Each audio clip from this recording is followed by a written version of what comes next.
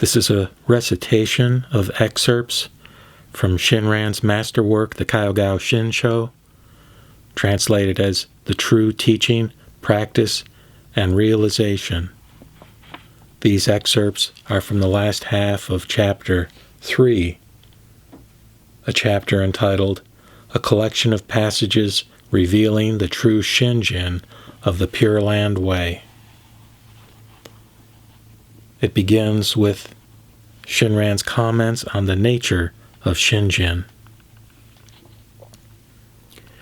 In reflecting on the ocean of great Shinjin, I realize that there is no discrimination between noble and humble, or black-robed monks and white-clothed laity, no differentiation between man and woman, young and old. The amount of evil one has committed is not considered. The duration of any performance of religious practices is of no concern. It is a matter of neither practice nor good acts, neither sudden attainment nor gradual attainment, neither meditative practice nor non-meditative practice, neither right contemplation nor wrong contemplation, neither thought nor no thought, neither daily life nor the moment of death, neither many calling nor once calling. It is simply Shinjin that is inconceivable, inexplicable, and indescribable. It is like the medicine that eradicates all poisons. The medicine of the Tathagata's vow destroys the poisons of our wisdom and foolishness. Master Yan Chao states, the Dharma gate of the Nembutsu does not discriminate between foolish and wise, noble and poor. The length of practice, or whether you are good or evil, is of no concern. If you simply realize firm resolution and unshakable entrusting, although adverse conditions may accompany the end of your life, with 10 utterances you will be born. It is the Dharma by which the foolish beings in bondage, the lowly such as butchers and wine dealers, in an instant transcend birth and death and attain Buddhahood. This must be called that which is, quote, for all people of the world most difficult to accept. To perform practices and attain Buddhahood in this evil world is extremely difficult. To teach this Dharma gate for the sake of all sentient beings is a second great difficulty. These two difficulties that Sakyamuni accomplished show us that what all the Buddhas praise is not futile. They instruct sentient beings to hear and accept.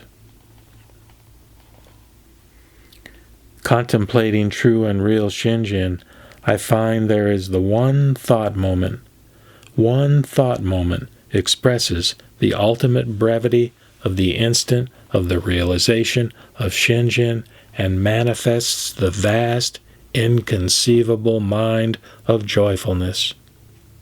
Here, let us turn to the larger sutra, which states, all sentient beings, as they hear the name, realize even one thought moment of Shinjin and joy, which is directed to them from Amida's sincere mind, and aspiring to be born in that land, they then attain birth and dwell in the stage of non-retrogression.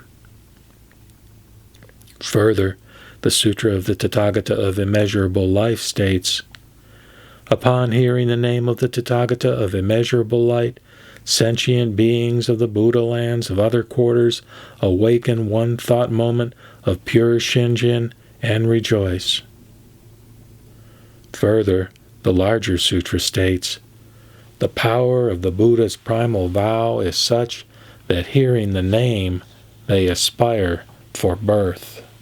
Single-heartedly practice the saying of the name alone.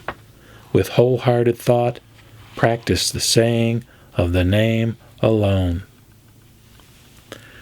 When we realize the diamond-like true mind, we transcend crosswise the paths of the 5 courses and 8 hindered existences, and unfailingly gain 10 benefits in the present life. What are these 10? 1. the benefit of being protected and sustained by unseen powers. 2. The benefit of being possessed of supreme virtues. 3. The benefit of our karmic evil being transformed into good. 4. The benefit of being protected and cared for by all the Buddhas. 5. The benefit of being praised by all the Buddhas. 6. The benefit of being constantly protected by the light of the Buddha's heart. 7. The benefit of having great joy in our hearts. 8. The benefit of being aware of Amita's benevolence and of responding in gratitude to his virtue. 9. The benefit of constantly practicing great compassion. 10. The benefit of entering the stage of the truly settled. True and real Shinjin is the diamond-like mind. The diamond-like mind is the mind that aspires for Buddhahood. The mind that aspires for Buddhahood is the mind to save sentient beings.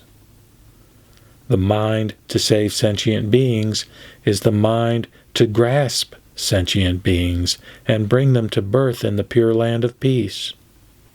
This mind is the mind aspiring for great enlightenment. This is the mind of great compassion, for this mind arises from the wisdom of immeasurable light.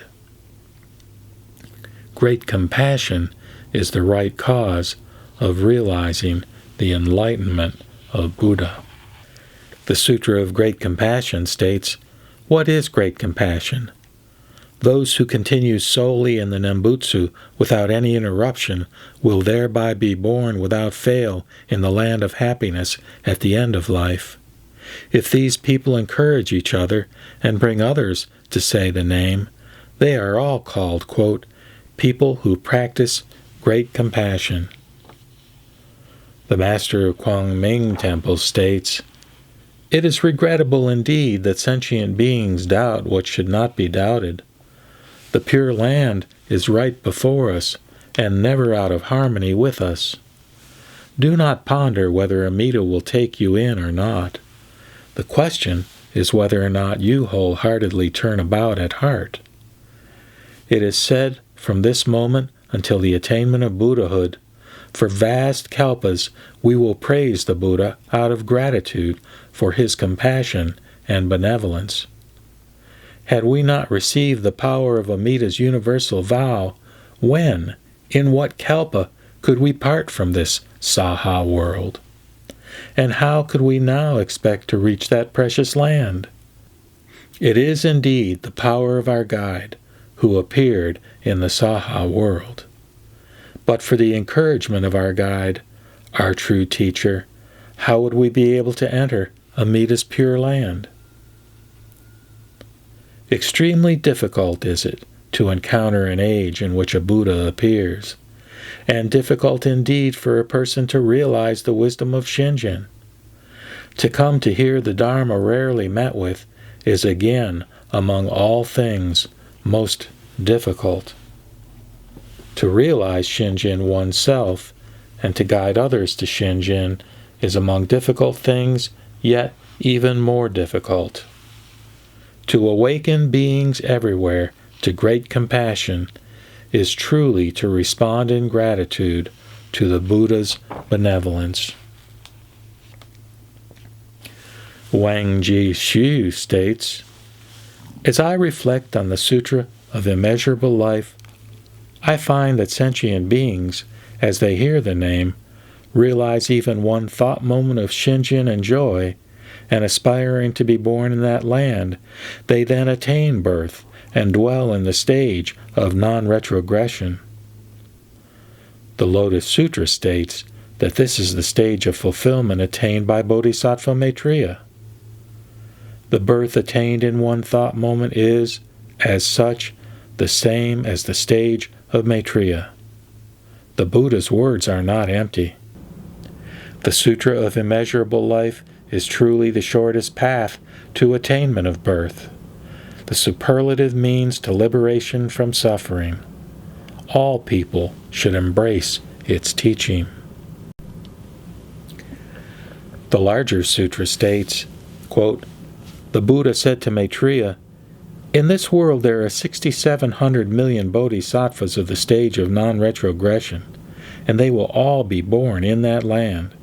Every one of those bodhisattvas has already in the past made offerings to innumerable Buddhas, and is next to enlightenment like Maitreya.'"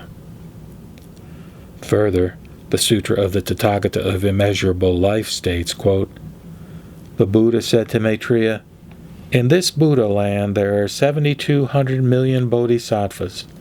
They have planted roots of good under the guidance of Buddhas numbering countless hundreds of thousands of billions of Nayutas, and they have attained non-retrogression. They will be born in that land.'" Young Chin of the Vinaya school states, "Nothing surpasses the ultimate teaching of the Garland Sutra or the excellent message of the Lotus Sutra, but the universal prediction of attainment is yet to be seen in those sutras. For all sentient beings to receive the prediction that they will realize the supreme perfect enlightenment after the present life is indeed the benefit of the inconceivable virtue that is taught in the Amida Sutra. Truly we know that because Mahasattva Maitreya has perfectly realized the diamond-like mind of the stage equal to enlightenment, he will without fail attain the stage of supreme enlightenment beneath a dragonflower tree at the dawn of the three assemblies. Because sentient beings of the Nembutsu have perfectly realized the diamond-like mind of crosswise transcendence, they transcend and realize great, complete nirvana on the eve of the moment of death. Moreover, as the people who have realized the diamond-like mind have been able to realize the insights of joy, awakening, and confidence, this is because they have thoroughly attained the true mind directed to them for their going forth, and because this accords with the working of the primal vow, which surpasses conceptual understanding.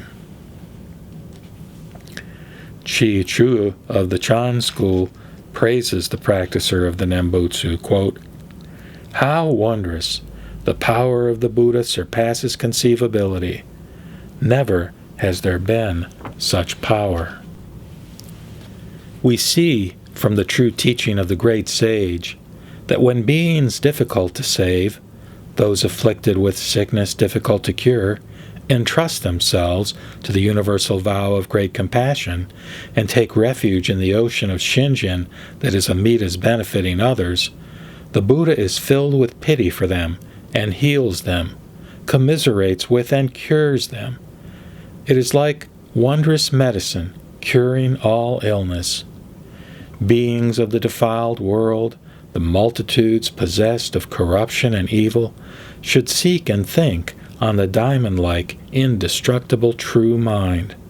They should hold steadfast to the primal vow, which is the wondrous medicine. Reflect on this.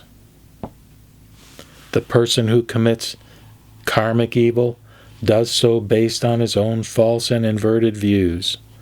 The 10 utterances, however, arise when a true teacher, consoling him by various means, makes him hear the Dharma that is true reality.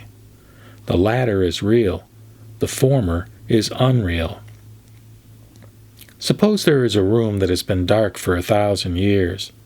If light reaches it, however briefly, the room immediately becomes bright.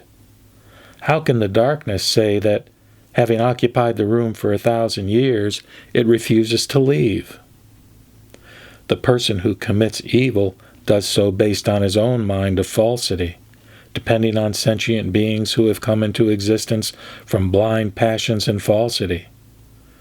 The 10 utterances arise based on supreme Shinjin, depending on the name, embodying Amida Tathagata's immeasurable, true, real, and pure virtues, which is the adornment of compassionate means.